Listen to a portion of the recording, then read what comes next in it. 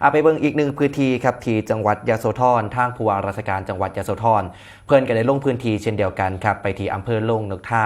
ติดตามสถานการณ์น้ำในอ่างเก็บน้ำห้วยสะแบงรั้งพบปริมาณน้ำสูงถึง 98% ของความจุสั่งนายอำเภอวางแผนบริหารจัดการน้ำอย่างใกล้ชิดครับ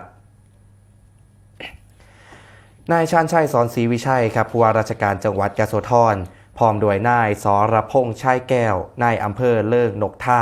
และการหน่วยงานที่เกี่ยวข้องได้ลงพื้นที่ติดตามสถานการณ์น้ำณอ่างเก็บน้ำห้วยสะแบง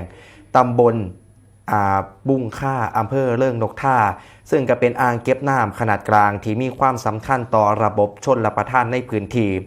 ซึ่งจากการตรวจสอบข้อมูลจากโครงการชลประทานยโสธรนะครับข้อมูลณวันที่21 กันยายน 2568พบว่าอ่างเก็บน้ำห้วยสะแบงเนี่ยนะครับจะมีความจุทั้งเบิด 30.30 ลูกบาศก์เมตรมีปริมาณน้ำกักเก็บแล้ว 29.765 ล้านลูกบาศก์เมตรหรือคิดเป็นกว่า 98% ของความจุอ่างซึ่งถือว่าเป็นปริมาณน้ำที่ต้องมีการบริหารจัดการอย่างใกล้ชิด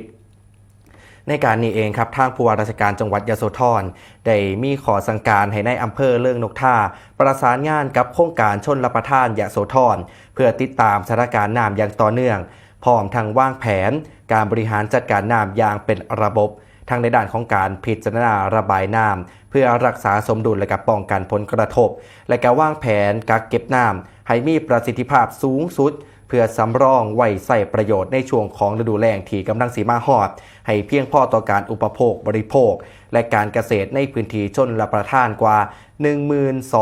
12,672 ไร่ครับ